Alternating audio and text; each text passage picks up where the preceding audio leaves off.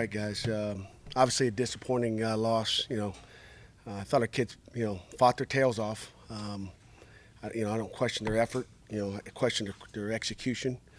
When you rush for 37 yards and lose a time possession by 10 minutes, and it was 10 minutes at the half. It was 20-10 at halftime, and we're still in the ball game. It's a 4-point game, and in the second half, we didn't make plays when we needed to. We couldn't run the ball.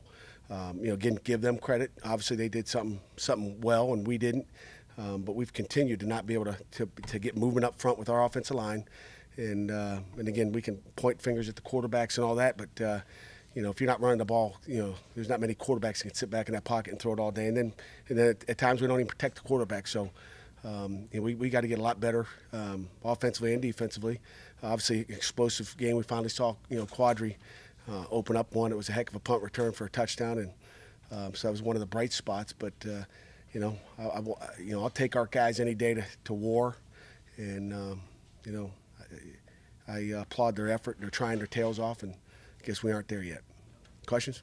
Not being able to stop the dive. Was it more just the defensive line not getting enough of a push? Or what did you kind of see?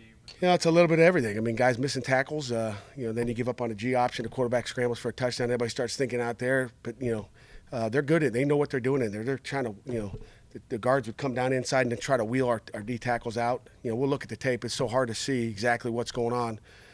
We did some things in the second half to hopefully slow it down. Again, it comes down to possessions, guys. I mean, you talk about dives. I mean, they had 67 rushes. Okay, you're not going to win a football game 10 minutes. We have to win the time possession and flip the 10 minutes so we have it for 20 more minutes. I mean, when you look at what we gave up per carry, you probably won't be as sick as you are when you just look at the total yards of 436, which is more than we've given up. I guess in both those games prior to. But why is the 436? Because we don't sustain drives. We had to have probably 7 3-and-outs. Defensively, we get 4 turnovers. Should have had a 5th one. On a late hit on a quarterback on an interception by Dane, but should have 5 turnovers. You should win the game when you have 4 turnovers.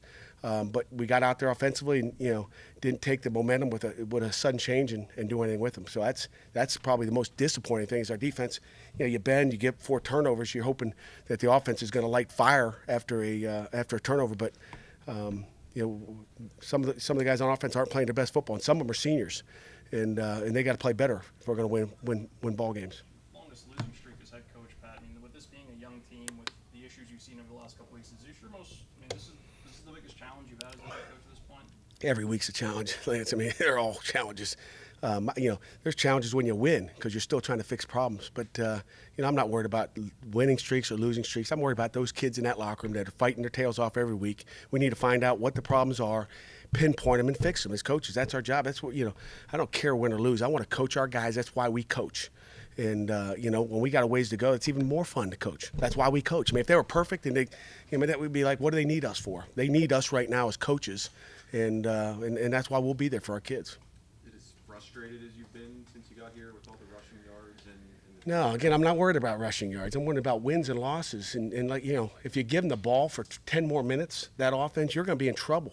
You're going to be in trouble. They can run the ball, especially if you give them 10 more minutes. I mean, it's tough. And even if you got the ball that much, for Georgia Tech. I mean, when you get 4 turnovers, I mean, you're getting the ball back. And our kids made some nice hits out there today. It wasn't them just dropping it on the ground at times. Our guys are causing turnovers. That's a positive. But we've got to do something with the football, guys. I mean, you can't win if you don't score points. I mean, we scored 10 points on offense today. At halftime, we had 24 plays, and our defense had about 50. That's not good. Not against that team because they're going to just continue to run it and run it and run it. Did the game plan change at all, play calling wise, with Ben in there instead of Max? And how do you think that? A little bit. I mean, there were some quarterback runs, and they stopped an early quarterback run. I mean, they played for DiNucci on some quarterback runs, and and it's a read thing. So they were kind of saying, hey, let the tailback run it up inside. We're not going to let him run the ball, but obviously there's things that you're going to do with Max, and there's going to be things you do with Ben. And when you look at it, that opening drive, we take the ball right down down the field. Where was that the rest of the game? Where was it? I don't know. That's what we got to find out where it was and go find it. Do you think it was more on the execution of the guys, or was it? Well, I think when there's penetration in the line of scrimmage, yeah. I mean, it's execution. And again, I give them credit too. Now that they got guys on scholarship too, but we blocked other guys like that, so we're supposed to block them, right? That's right. Even more surprising the fact that, I mean, it's not just one guy who's struggling in the line right now. I mean, I know you're moving pieces. Bookser's moving to right tackle a little bit, but still, it doesn't seem like any one guy you can say, okay, he's doing a really nice job, you know? Right. And is it just frustrating at all because it's just Hey, holes, you know, in different it is what it is, Lance. I'm not going to get frustrated. I'm going to coach. That's what we do. That's why they call me coach. You went back to Max at the end. Is this going to be another week of competition between those two? It is. I mean, like I said, Ben takes the opening drive, and then we don't do much with it except before the half. We kick a 55-yard field goal, I think, EJ? 55 for our young baby kicker. And you go into really to the locker room with some momentum of, down 4, let's go.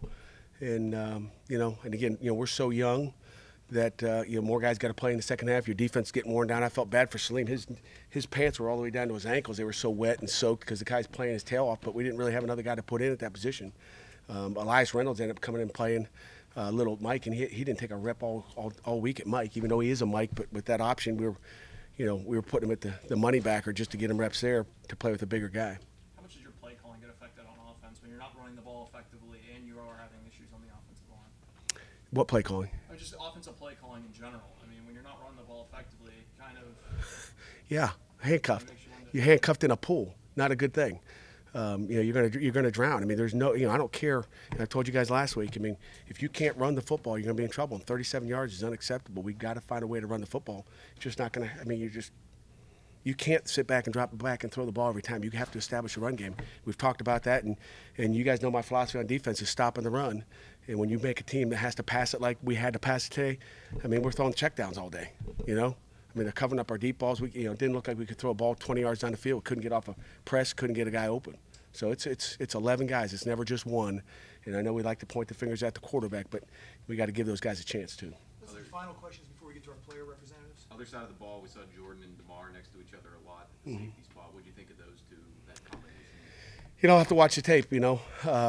I thought they did some good things. DeMar missed a tackle on that electric quarterback, Taquan, and that's the one play. I always see the bad stuff, so I'm gonna wait back. I'll hold till Monday to tell you who played good and who didn't. But I like that we played hard defensively. It's not an easy offense to defend. We put them out there on the field too long, so I feel bad for those guys. And that was not the plan going in. Okay? Thanks, guys. Thank you very much.